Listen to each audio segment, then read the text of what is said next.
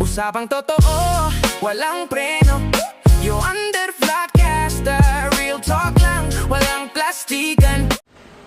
Magandang araw mga ka-Wonder, welcome back sa ating YouTube channel, Wonder Vlogcaster. Magandang umaga po. Kasalukuyan mga ka-Wonder na nagsasagawa ng hearing o sesyon dyan sa Senado ngayon. At ito nga ay kahit na sinabihan o nagbigay ng memo at ng abiso itong Senate President, Acting Senate President Win Gatchalian, mukhang hindi umubra. Mukhang gumamit ng diskarte itong dating majority. Dahil maaga po silang pumasok mga ka-Wonder. Ibig sabihin, may mga, kasi alas 10 daw, magsiuwi na. Yun ang sabi sa mga staff. So, inabot nila, bago mag alas 10, inaabutan siguro nila itong mga staff. May mga tao rin sa gilid, na habang nagsasagawa sila ng sesyon, hindi natin alam kung yung iba rin is staff, yung iba media. Pero mga ka-Wonder, ito nakakabigla. Nasa labas, si John Vic Remulla. At bago makapasok nga itong sila Pia Cayetano na sinasabi niya nga, nagulat daw siya. Pinipigilan siya ni John Vic. Nakita natin sa photo. Tinutulak ni John Vic mag-isa. Itong mga taong pumapasok, asan yung mga assistant niya? Asan yung mga assistant ng DILG? No? Mukhang sa picture siya lang mag-isa. Wala siyang magawa. Natural, ang dami niyan. Nakita naman natin, nakapasok itong si Alan Cayetano. Itong si Robin Muna. At sunod-sunod na, nakapasok na itong 18 Marines, si Atty. Baligod.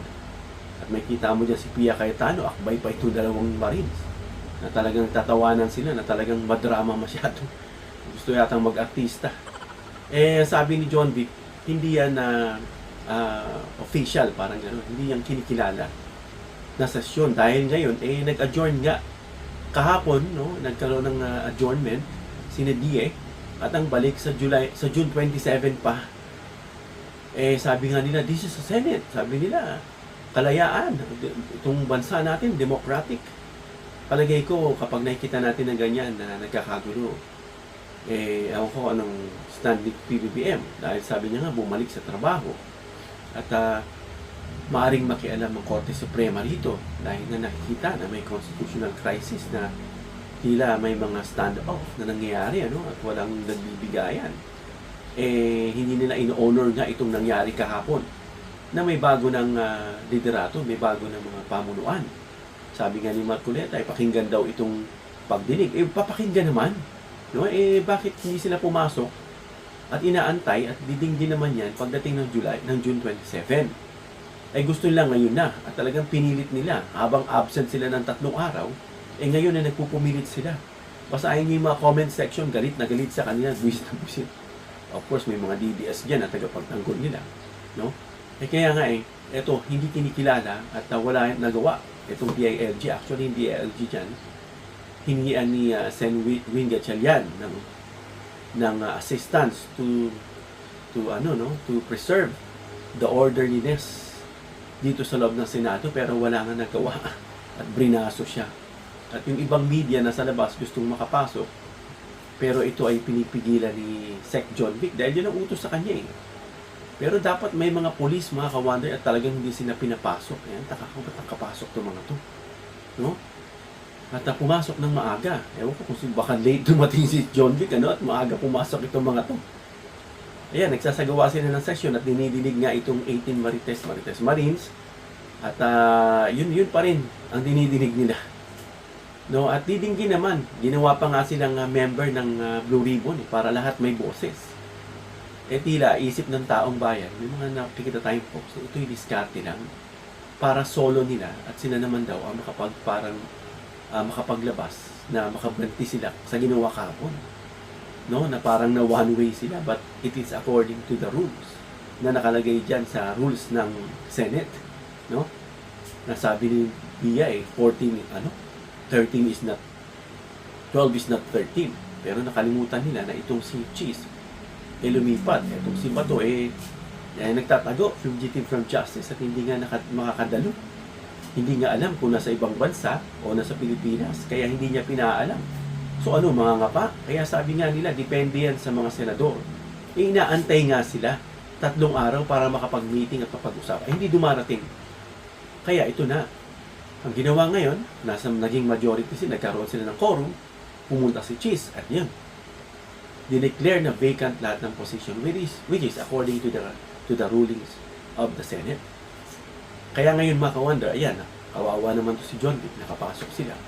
At may mga ilang, I don't know kung anong media yan nandiyan or personal lang nila. I'm not sure kung staff na yun nandun dahil malamang inabutan na nila. No? Kasi alas 10 daw, umuwi na kayo, yun ang sabi, kasi work from home. Pumasok yata ng maaga na alam nila yung mga discard niyan. Alam mo, labanan to ng strategiya. No, kahapon na isahan sila. Ngayon, sila naman ang pupumilit. Pero ang tanong, marami ba nakikinig? Mas marami ako nakikitang nang babash sa kanila. At pinagtatawanan sila, magsiuwi na raw.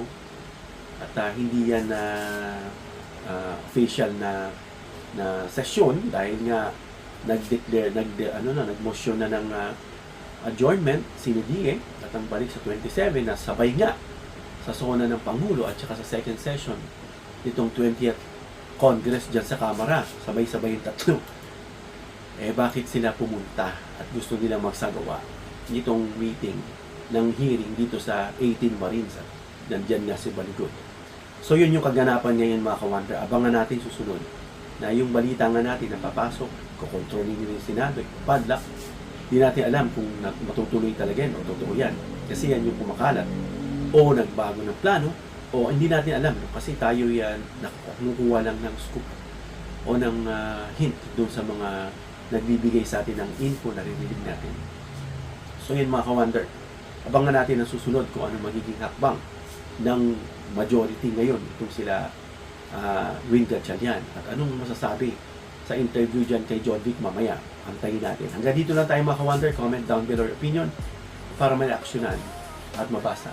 Please give me a thumbs up if you like this video para malaman na pinwersa nga pagpasok dyan sa Senado ngayon at walang nagawa si John Vic.